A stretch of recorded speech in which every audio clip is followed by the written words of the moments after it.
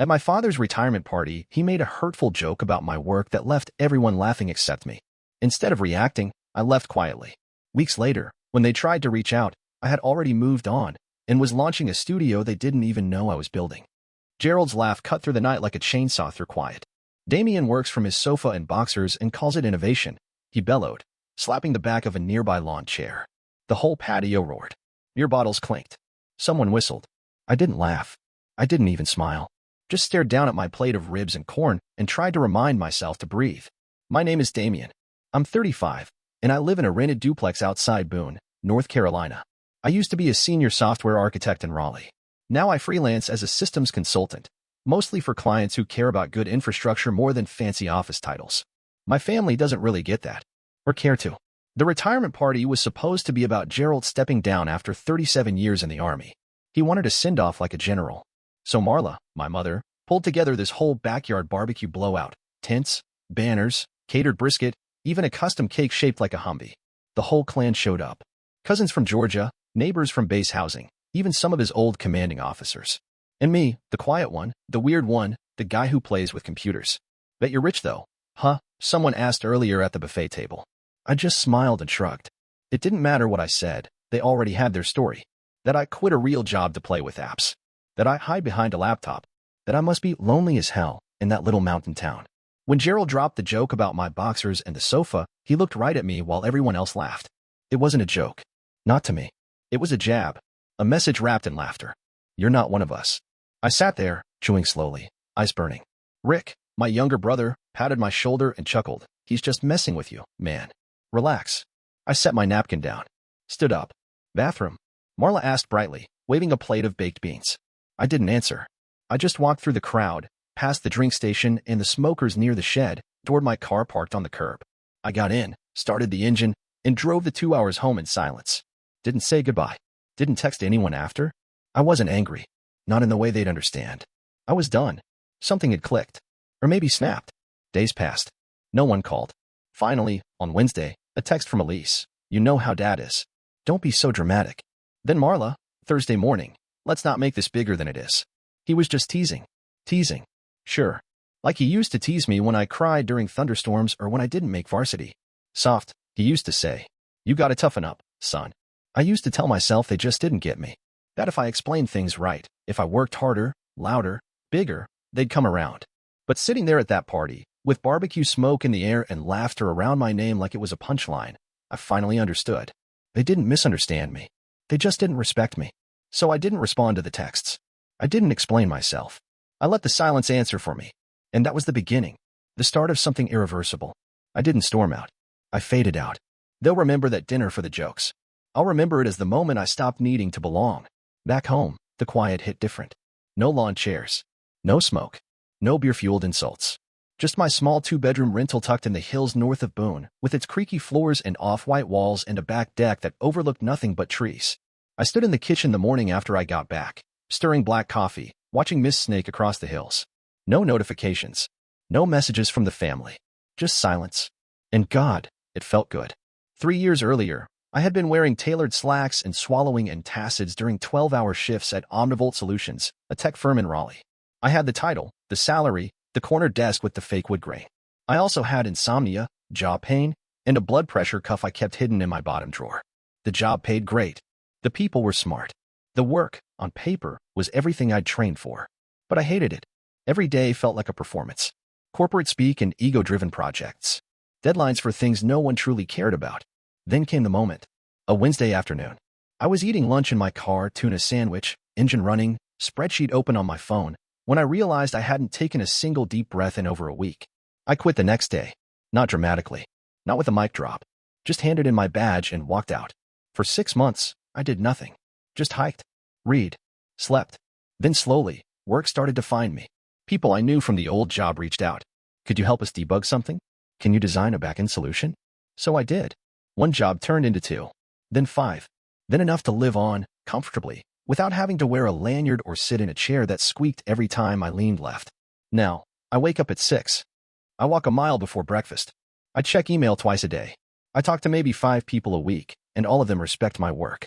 No one cares where I'm sitting when I solve a problem. That's the life I built. Quiet. Intentional. Mine.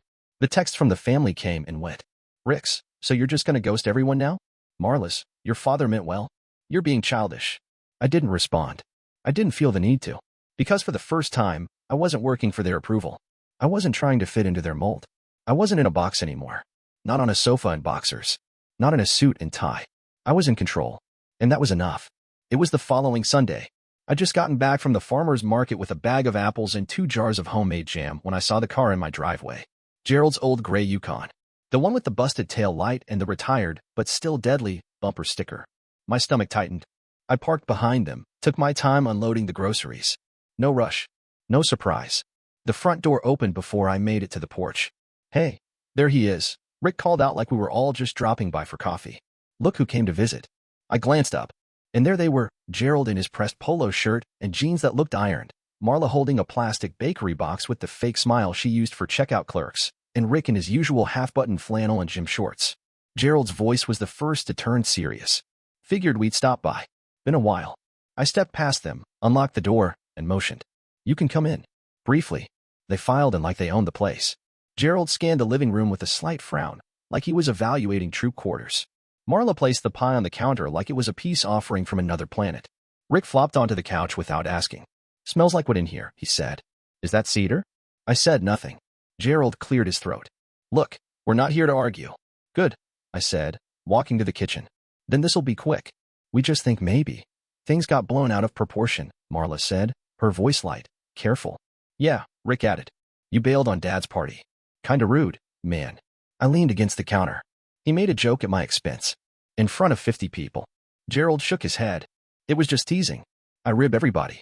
Not like that, I said quietly. And not like always. A pause. Marla jumped in again. You've always been a little sensitive, Damien. You know that. But this whole cutting everyone off thing? It's too much. It's not about the joke, I said. It's about what it meant. And what I realized sitting there. Oh, Jesus, Gerald muttered, throwing up a hand. Here we go. You don't respect what I do. Never have. You think the only real work is loud and hard and fits in a uniform. I get it. Gerald stepped forward, arms crossed. I respect hard work. I just don't like seeing a man isolate himself out of pride. There it was. The warning, wrapped in fatherly concern. You think this is pride? I asked. This is peace. Rick stood up, trying to play peacemaker. Look, we brought pie. Can we all just? No, I said, walking over to the door. You can leave now. Gerald looked stunned for a half second. Then the frown returned. Damien, you came here to fix the optics, not the problem. And I'm not interested in a peace that means pretending nothing happened. Marla's mouth tightened. You don't mean that. I do. I opened the door. They hesitated. Then Gerald stepped out first, muttering, Don't isolate yourself out of pride, son. Rick followed, awkwardly avoiding eye contact. Marla looked back once before stepping through. The pie stayed on the counter. I didn't touch it. I locked the door, exhaled, and stood there in the silence. Alone, but not unsettled. Not anymore. After they left, I didn't feel angry. Just clear. The kind of clarity that settles into your bones, slow and firm, like frost in the ground before the first snow. I stood in the kitchen for a long while, staring at the pie box. Cherry, probably. Store-bought. Still had the barcode sticker on the bottom. Eventually, I tossed it in the trash. That felt right. That week, I started unplugging the connections one by one. Unsubscribed from the Carter family email chain. Blocked Rick's number, then Elise's, then the landline from the old house I grew up in. I unfriended every cousin who'd been at that barbecue and laughed. Not because I hated them. I just didn't want to keep pretending we were part of the same story. When the group text for Thanksgiving planning came in, let's do it at Aunt Ruth's this year. I didn't respond. I just opened the calendar on my phone and deleted the entire event. 2 days later, I got a message from Aunt Ruth herself. Hey hon, haven't heard from you. Are you okay? I left it unread. Instead, I got to work. Picked up 2 new clients that month. Both referrals from people who respected how I worked. No noise, no ego, just clean, efficient system builds. I've been thinking about raising my rates. I did it. No one blinked. In fact, one of them, Talia, who ran the co-working space downtown, replied to my invoice with a thumbs up and a note. We should talk soon. I've got something cooking you might be perfect for. That got me thinking. I took a walk that afternoon, just around the neighborhood. Crisp air, golden leaves, quiet streets. That kind of weather that made you grateful for simple things. By the time I got home, I'd made a decision. Not out of spite. Not even to prove a point. But because I wanted to build something visible. Something mine. That evening, I got a letter in the mail. hand addressed. I knew the handwriting before I opened it. Inside was a formal invite to my cousin Derek's engagement party, hosted by Gerald and Marla. Of course, no apology, no mention of what had happened. Just a line at the bottom. Hope you'll make it, Damien. It would mean a lot to the family. I set it down on the table. Didn't even sigh. Instead, I opened my laptop, created a new folder, named it Studio 9 Launch. Sometimes silence is louder than yelling, and I'd spent enough years trying to explain myself. Now, I'd let the work speak. 2 days after I got the engagement invite, I met Talia at the cafe attached to her co-working space downtown. It wasn't formal, just two people with mugs of tea and an hour to kill. But I came prepared. I brought mock-ups, notes, projected costs. I laid it all out like a blueprint for something real. I want to lease the side unit, I told her, pointing to the extra space she'd mentioned months ago in passing. Not for office work. For something quieter. Focused. She leaned forward, interested. What kind of something? A strategy studio, I said. Systems consulting, infrastructure planning. For startups, mid-level firms, even solo tech folks. Somewhere they can come when the noise gets too loud. Talia smiled slowly. You're naming it? I nodded. Studio 9. Not flashy. Just deliberate. By the end of the meeting, she was in. Lease terms were easy. She even offered to help with the soft launch. We picked a date right there. October 14th. That's Saturday. I didn't tell her what else was happening that weekend. I didn't need to. Back home, I got to work. Designed signage. Called in a favor from an old client who did branding. Booked a local photographer for headshots and press materials. Sent out quiet invites, no big announcements, just a curated list of people who knew the quality of what I did. People who mattered. And I didn't send one to anyone with my last name. Elise texted that week. Are you seriously not coming to Derek's party? Everyone's asking about you. I didn't reply. Gerald sent a voicemail the next day. His voice was steady, but there was tension behind it. Look, I don't know what you're still so worked up about, but this party isn't about you. Don't make it another thing. Just show up. Be decent for once. He paused, then added, you'll regret it if you don't. I deleted it. Marla's message was shorter. Don't punish Derek because of your pride. Just come. It's not about you. That one made me laugh. They didn't see it. Any of it. They didn't realize I'd stopped playing the game. That I'd shifted out of their orbit entirely. I wasn't avoiding them anymore. I was building without them. The Friday before the launch, I walked into Studio 9 with a folding table, 3 boxes of cables, and a bag of coffee beans from the roaster down the street.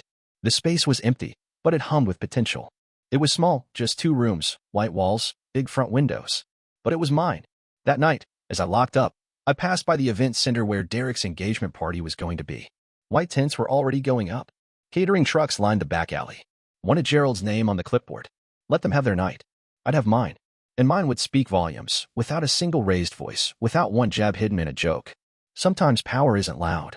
Sometimes it's just showing up in your own space and saying nothing at all. Launch day started quiet, just the way I wanted it.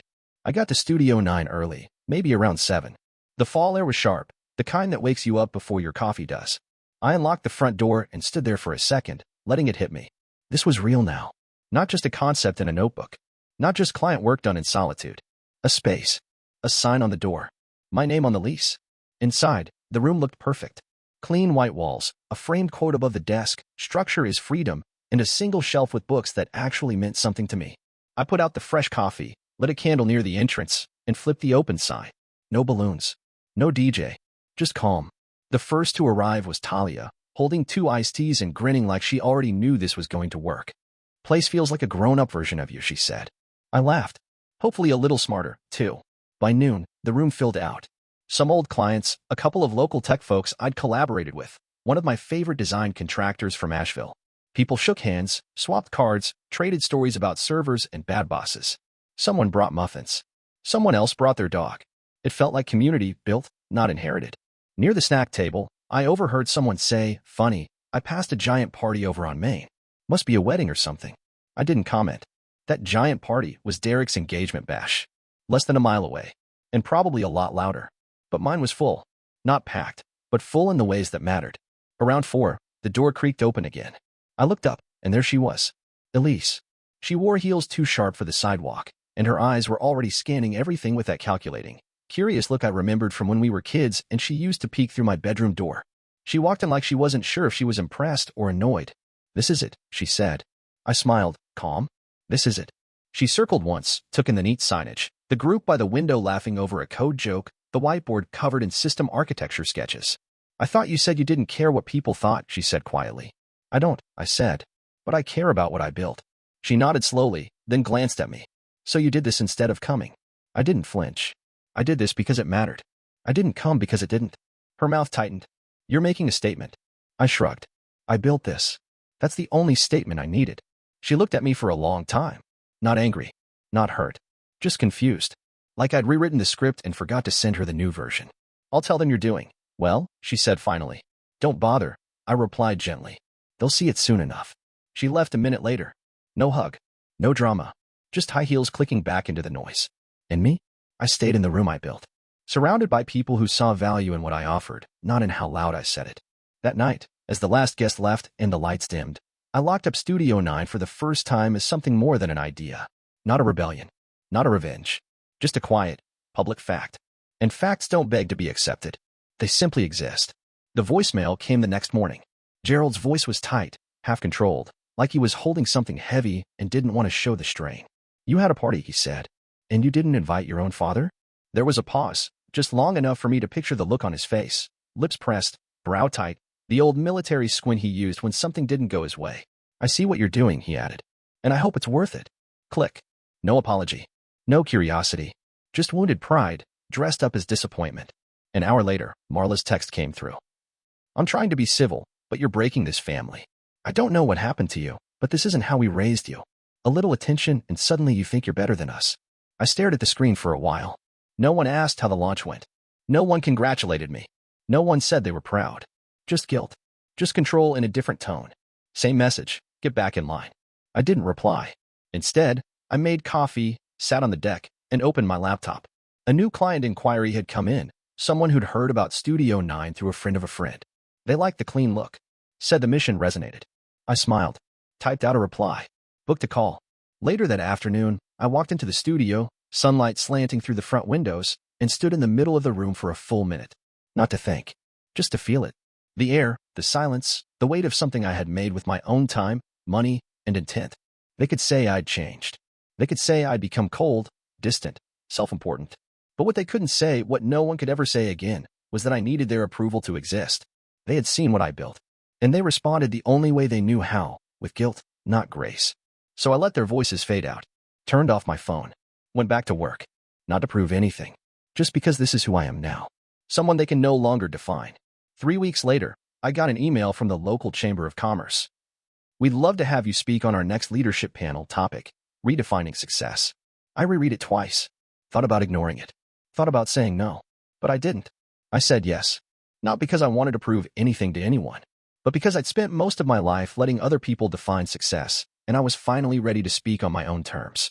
The panel was held in the event space at the downtown Civic Center, just a few blocks from Studio 9.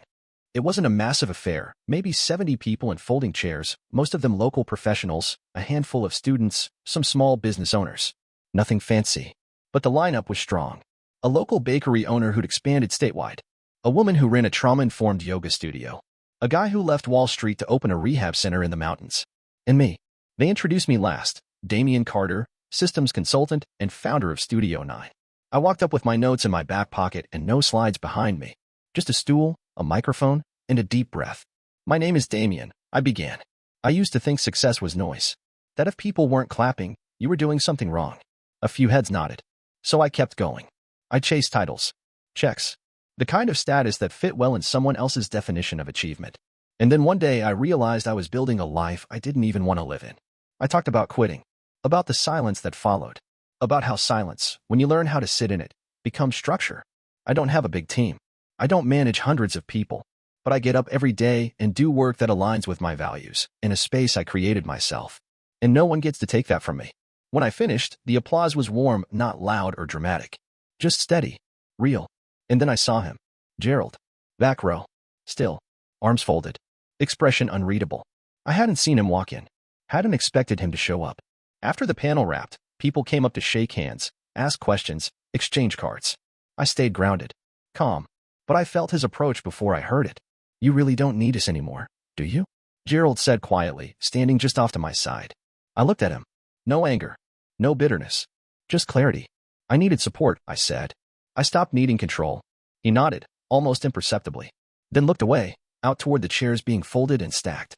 "You did good," he said. The room listened. "They listened because I wasn't performing," I replied. For a second, it looked like he might say more. But he didn't. Just gave one last look at the empty stage, then turned and walked out the double doors. No hug. No lecture. No punchline. I stood there a minute longer, watching the space empty, the lights dim. This time, I wasn't the one leaving early. I was the one the room stayed to hear. And that felt like peace. Winter came early that year. Frost on the grass by Halloween, mist curling around the eaves of the duplex before sunrise. It was the kind of quiet that reminded me why I chose this place in the first place.